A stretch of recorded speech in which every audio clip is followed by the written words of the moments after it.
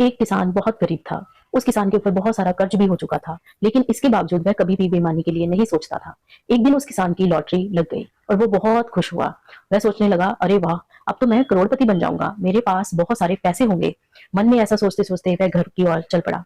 लेकिन एक ही पल में उसकी सारी खुशी छूमंतर हो गई। क्यों? क्योंकि एक और व्यक्ति वैसे ही लॉटरी लेकर वहाँ पे खड़ा था और कह रहा था कि उसकी भी लॉटरी लगी है।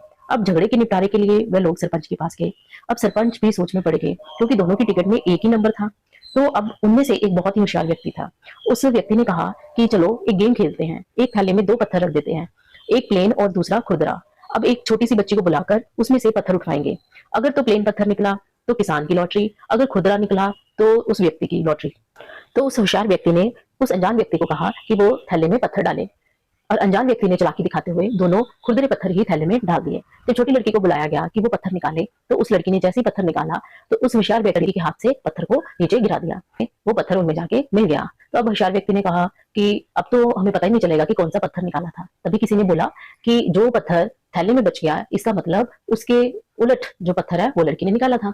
तो जब थैले में देखा गया तो थैले में खुरदरा पत्थर था। तो सबने कहा कि लड़की ने प्लेन पत्थर निकाला था। इसका मतलब जो लॉटरी है वो किसकी हुई? किसान की। किसान तो खुशी के मारे झूमने लग गया। तो इसका मतलब क्या है कि इस कहानी से हमें संदेश मिलता है कि सच, झूठ और धोखे का अंजाम कभी भी सुखद नहीं हो सकता है।